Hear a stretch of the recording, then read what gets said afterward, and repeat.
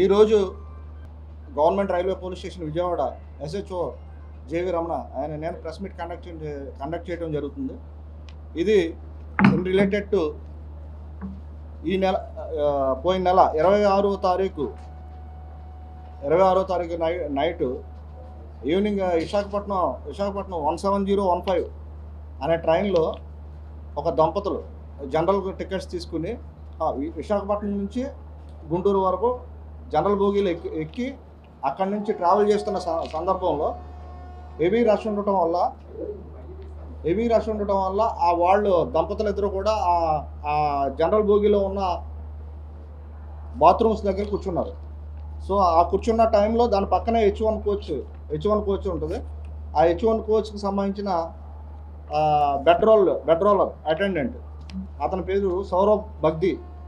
అతను వెస్ట్ బెంగాల్కి సంబంధించిన అతను Leotech process linen and laundry service ఆ కంపెనీలో కాంట్రాక్ట్ ఎంప్లాయీగా పనిచేస్తున్నాడు.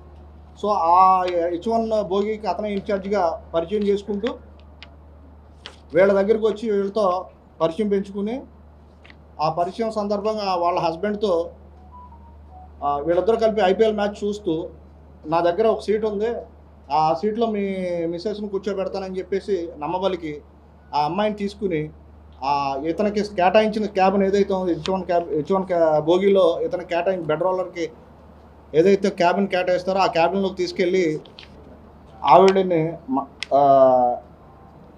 రేప్ చేశాడని చెప్పేసి మనకి 28వ తారీఖున రెంటచింతల పోలీస్ స్టేషన్ వాళ్ళ నేటివ్ ప్లేస్, అది ఎవరైతే విక్టిమ్ అండ్ హస్బెండ్ ఎవరైతే ఉన్నారో వాళ్ళ నేటివ్ ప్లేస్ రెంటచింతల పోలీస్ స్టేషన్కి వెళ్ళి అక్కడ 28వ తారీఖు ఈవినింగ్ కంప్లైంట్ చేయడం జరిగింది.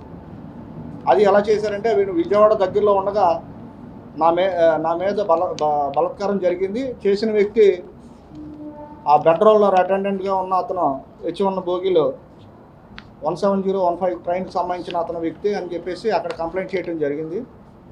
దాని మీద వాళ్ళు అక్కడ SI గారు దాన్ని 0 FIRగా నమోదు చేసి మనకి నిన్న 30/4/2026 తేదీన మనకి అక్కడి నుంచి ఇక్కడికి ట్రాన్స్ఫర్ చేయడం జరిగింది. వెంటనే మనం ఇక్కడ విజయవాడ GRP పోలీస్ స్టేషన్లో ఆన్ పాయింట్ ఆఫ్ జ్యూరిడిక్షన్లో మనకే వస్తుంది కాబట్టి దాన్ని మనం ఇక్కడ రిజిస్టర్ చేసి కేసు ఇమీడియట్గా ఇన్వెస్టిగేషన్ స్టార్ట్ చేసి దీంట్లో దర్యాప్తు ప్రారంభించడం జరిగింది. దీంట్లో ఒక 3 టీమ్స్ని కింద డివైడ్ చేసి 3 టీమ్స్ని వివిధ ప్రాంతాలకు పంపించి మనం ఎంక్వైరీ చేసి మన ఇన్వెస్టిగేషన్ కండక్ట్ చేయడం జరిగింది. ఈరోజు ఈ సోషల్ మీడియాలో కూడా ఇది సెన్సేషనల్గా ఇది స్ప్రెడ్ అవడం వల్ల ఆ కంపెనీకి సంబంధించిన MD గారు ఎవరైతే ఉన్నారో ఆయన వాళ్ళ సూపర్వైజర్ ద్వారా ఎవరైతే దీనికి పాల్పడిన వ్యక్తి ఎవరైతే ఉన్నారో సౌరవ్ బగ్ది, ఇతను 27 years, ఇతను వెస్ట్ బెంగాల్కి సంబంధించిన వ్యక్తి, ఇతన్ని వాళ్ళ సూపర్వైజర్ ద్వారా మనకి పోలీస్ స్టేషన్ తీసుకొచ్చి సరెండర్ చేయడం జరిగింది ఈరోజు ఉదయం. సో అతన్ని మనం ఇమీడియట్గా అతన్ని మన పోలీస్ స్టేషన్లోనే అరెస్ట్ చేయడం జరిగింది. అరెస్ట్ చేసి ఇప్పుడు తదుపరి చర్య నిమిత్తం జ్యుడిషియల్ రిమాండ్ కోసం మనం ఇక్కడి నుంచి కోర్టుకు పంపించడం జరుగుతుంది. ఈ విధంగా ఒక అమాయకురాల మీద అఘాయిత్యం చేసినందుకు అతను బాధ్యం చేస్తూ అతన్ని మా crime number 105/2026 under section 64 Clause 1 BNS కేసులో భాగంగా అతన్ని ఆ కేసులో అరెస్ట్ చేయడం జరిగింది. తదుపరి చర్య నిమిత్తం జ్యుడిషియల్ ఫస్ట్ క్లాస్ మేజిస్ట్రేట్ గారికి మనం రిమాండ్ కోసం పంపించడం జరుగుతుంది. అత్యాచారం అది ఇంకా మేము ఇన్వెస్టిగేషన్ చేస్తున్నాం సార్. అంటే ఇతనికి సంబంధించిన NOC కానీ ఇతను ఒక 3 సంవత్సరాల నుంచి కంపెనీలో పనిచేస్తున్నాడు. అంతకుముందు వేరే కంపెనీలో పనిచేశాడు. ఆ కంపెనీలో పనిచేసినప్పుడు ఇతని మీద ఏమైనా కంప్లైంట్స్ ఉన్నాయా లేదనేది మళ్ళీ మేము వెరిఫై చేసి చెప్తాం. ప్రయాణికులకి చెప్పే జాగ్రత్త, అపరిచిత వ్యక్తులు మనకి బెడ్ రోలర్ కానీ లేదా ట్రైన్లో పరిచయం అయిన వాళ్ళు కానీ ఎవరైనా అపరిచిత వ్యక్తులకి స్ట్రేంజర్స్ కానీ మనం అకౌంట్ ఫర్ చేసుకోవాలి. ప్రయాణికులు తస్మత్ జాగ్రత్తగా ఉండాలి. ఎవరో ఏ విధంగా మనకు తెలియని వ్యక్తులు ఏ విధంగా పరిచయం పెంచుకున్నా వాళ్ళని మనం కంపల్సరీ సస్పెక్ట్ చేయాలి. అంటే ఈ మధ్య మన పక్కనే కూర్చున్నట్టు ప్రయాణికులాగా కూర్చుని మనతో చనువుగా ఉంటూ మనతో మంచిగా మాట్లాడి డ్రింక్స్ ఇవ్వటం కానీ టీలు ఇవ్వటం కానీ లేకపోతే బిస్కెట్స్ ఇవ్వటం కానీ ఆ విధంగా ఇచ్చి దొంగతనాలు కూడా జరుగుతాయి.